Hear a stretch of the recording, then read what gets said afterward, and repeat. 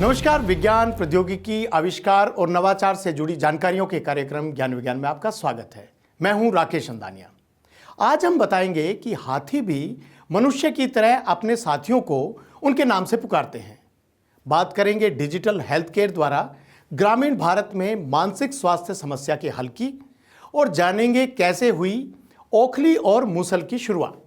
तो चलिए शुरू करते हैं ज्ञान विज्ञान का ये रोमांचक सफर।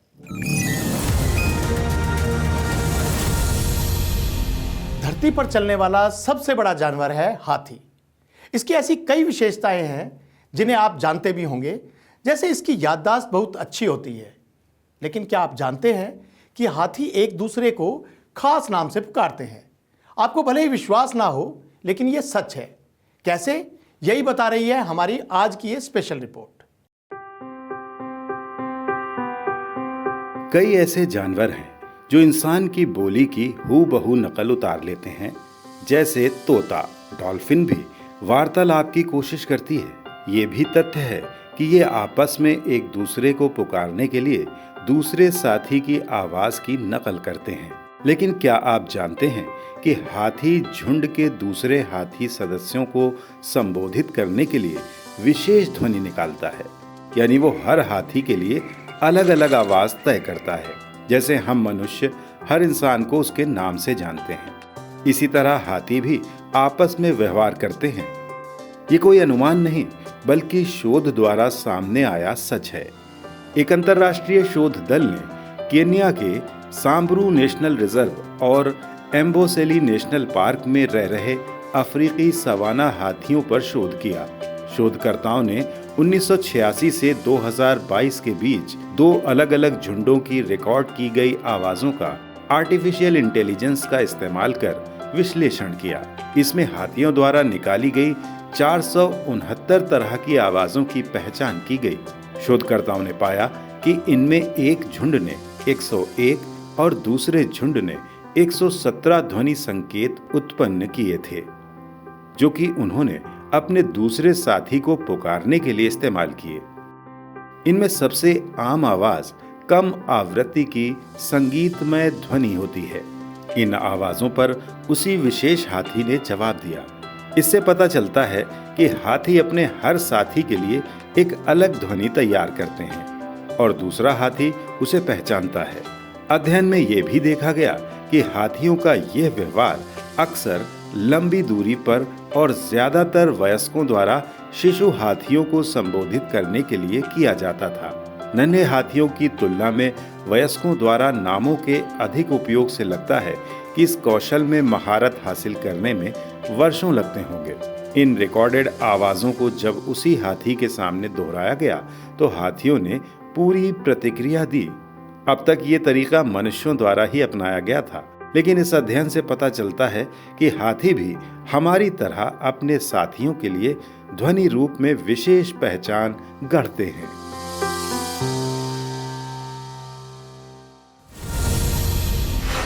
डिजिटल हेल्थ केयर द्वारा ग्रामीण भारत में मानसिक स्वास्थ्य की समस्या को हल किया जा सकता है।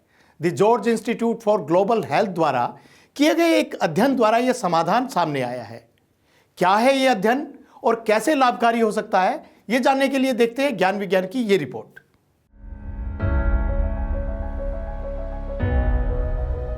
मानसिक स्वास्थ्य और उससे जुड़े विकार गंभीर रोगों की श्रेणी में आते हैं, जिनका समाधान एक मुश्किल प्रक्रिया है। ऐसे में यह समस्या अपनी आर्थिक और सामाजिक बाधाओं के चलते ग्रामीण क्षेत्रों में और ज्यादा जोखिम भरी हो जाती है, जहां मानसिक स्वास्थ्य पेशेवरों की कमी एक अहम चुनौती रही है। इसको लेकर the George institute for global health ने एक विस्तृत अध्ययन किया, जिसमें निकल कर आया कि इस समस्या को डिजिटल हेल्थ केयर और सामुदायिक अभियान के संयोजन से काफी हद तक दूर किया जा सकता है। इसके लिए सिस्टमैटिक मेडिकल अप्रेजल, रेफरल और ट्रीटमेंट यानी स्मार्ट नाम से एक अभिनव पहल की गई है, जिसमें गांव के स्वास्थ्य कर्मियों को बुनियादी मानसिक स्वास्थ्य देखभाल में प्रशिक्षित किया गया। स्मार्ट के तहत आंध्र प्रदेश और हरियाणा राज्यों के 3 जिलों में लगभग 1.70 लाख वयस्कों की स्क्रीनिंग की गई। इनमें 9,900 लोगों पर साल भर तक एक विशेष परीक्षण किया गया। परिणाम चौंकाने वाले थे। अध्ययन में देखा गया कि इस परीक्षण में शामिल लोगों में 1 साल के अंदर अवसाद का जोखिम काफी हद तक कम हो गया। इस हस्तक्षेप से परीक्षण में शामिल समूह के लगभग 75% लोग पूरी तरह से ठीक हो गए और नियंत्रण समूह में 50% लोगों पर सकारात्मक प्रभाव पड़ा। यही नहीं, इस अभियान से लोगों में मानसिक स्वास्थ्य से जुड़े ज्ञान और दृष्टिकोण में सुधार आया। लोग मदद लेने के लिए आगे आए। ये दुनिया में सबसे बड़े अध्ययनों में से एक कहा जा सकता है, जो साबित करता है कि सामुदायिक स्वास्थ्य कार्यकर्ता डॉक्टरों और सरल डिजिटल उपकरणों के सहयोग से उच्च गुणवत्ता वाली और प्रभावी स्वास्थ्य देखभाल प्रदान कर सकते हैं। इस कार्यक्रम की सफलता ने ये भी दिखाया कि डिजिटल हेल्थ समाधान भारत के राष्ट्रीय मानसिक स्वास्थ्य कार्यक्रम के लिए एक महत्वपूर्ण संपत्ति बन सकते हैं।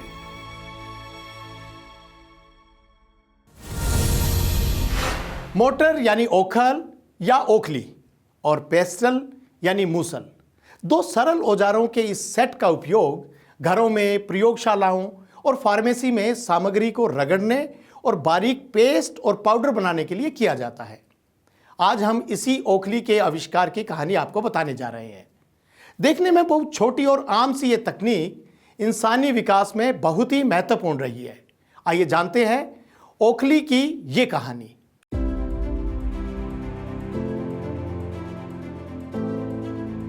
ओखल और मूसल भारतीय परिवेश का अहम हिस्सा। ये हमारी दिनचर्या और परंपराओं में शामिल रहा एक उपकरण है, जिसका इस्तेमाल मसाले और अन्य जरूरी पदार्थों को कूटने, बारीक बनाने में किया जाता था। इसके कई रूप बने, बड़े, छोटे, लकड़ी के, लोहे के और मिट्टी और ग्रेनाइट पत्थर के। अभी कुछ समय पहले तक ये हर घर के किचन में जरूर पाया जाता था। हाँ, अब आधुनिक युग में मिक्सर आने से इसका इस्तेमाल कम हो गया, लेकिन जड़ी बूटी और अन्य कामों के लिए प्रयोगशालाओं में आपने इसे जरूर देखा होगा। अब समझते हैं कि मानव ने इस पद्धति को समझकर कैसे ओखल और मूसल का आविष्कार किया। आदिकाल में ही मानव को इसका एहसास हो गया। कुछ कठोर चीज़ों को खाने के लिए इस्तेमाल करने और आसानी से उनका उपयोग करने के लिए उन्हें बारीक करना ज़रूरी है। यही बात दवाओं पर भी लागू होती थी। जड़ी बूटियों का लेप बनाने के लिए उसको पीसना ज़रूरी था। मानव ने इसके लिए कई उपाय किए और बहुत जल्द उसे लगा कि एक ऐसी कटोरानुमा वस्तु हो जिसमें पदार्थ को कूटने पर वो बिखरे भी नहीं और अच्छे से बारीक हो जाए। और इस तरह उसने ओखल और मूसल का आविष्कार किया। वैज्ञानिक अध्ययनों के मुताबिक दक्षिण पश्चिम एशिया में प्राचीन ओखल और मूसल मिले हैं, जो लगभग 35,000 ईसा पूर्व के हैं। पत्थर के ओखल और मूसलों का इस्तेमाल केवारन संस्कृति द्वारा 22,000 से 18,000 ईसा पूर्व तक अनाज और अन्य पौधों की सामग्री को रगड़ने के लिए किया जाता था। पाषाण युग का एक और उदाहरण इजराइल में रॉकफेट गुफा में मौजूद पत्थर के ओखल हैं, जिनका इस्तेमाल लेट नुटोफियन द्वारा लगभग 10,000 ईसा पूर्व बियर बनाने के लिए अनाज को पीसने के लिए किया जाता था। ये पत्थर के ओखल इतने बड़े होते हैं कि कोई व्यक्ति इनके पास सीधा खड़ा हो सकता है और एक लंबे लकड़ी के मूसल से अनाज को रगड़ सकता है। ये एक ऐसा आविष्कार था जो हर मानव सभ्यता में इस्तेमाल किया गया और पूरी दुनिया में अलग अलग रूपों में जनजीवन का हिस्सा बना।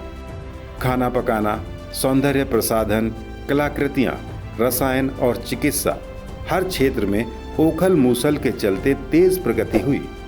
जरूरत के मुताबिक इनकी कमियों को ध्यान में रखते हुए नए नए प्रयोग होते चले गए। आज भी ओखल और मूसल का उपयोग दवा तैयार करने, खाद्य सामग्री को तैयार करने और अनाज से भूसी निकालने और छिलका हटाने के लिए किया जाता है। तो देखा आपने कि मानव पूर्वजों ने अगर अपना दिमाग न लगाया होता तो बहुत से खाद्य पदार्थों और जड़ी बूटियों का उपयोग आज भी हमें पता ही नहीं चलता।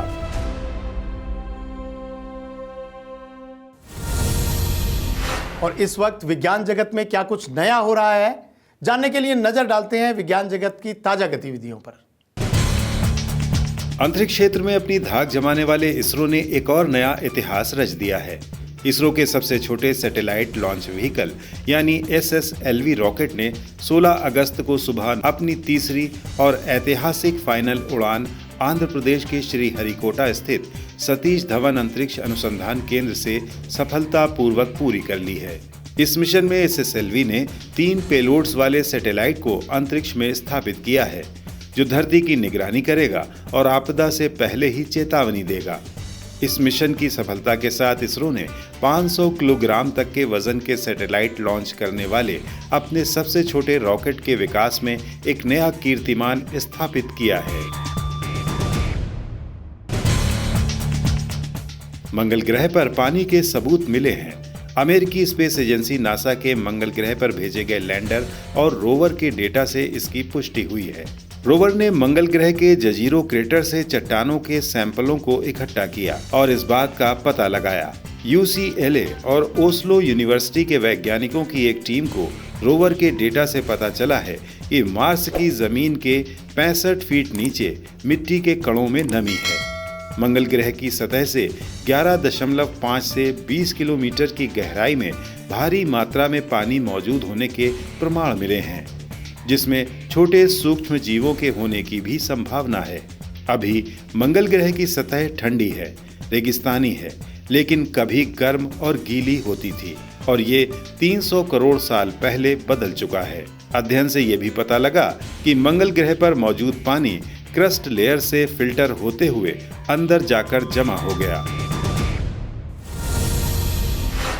आज के कार्यक्रम में इतना ही।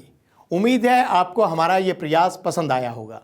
अगर आप हमारे साथ जुड़े रहना चाहते हैं तो हमारे इस चैनल को लाइक करें, सब्सक्राइब करें और अपने दोस्तों के साथ जरूर शेयर करें। हम अगले हफ्ते फिर हाजिर होंगे ऐसी ही नई पुरानी रोमांचक जानकारियों के साथ। तब तक के लिए नमस्कार।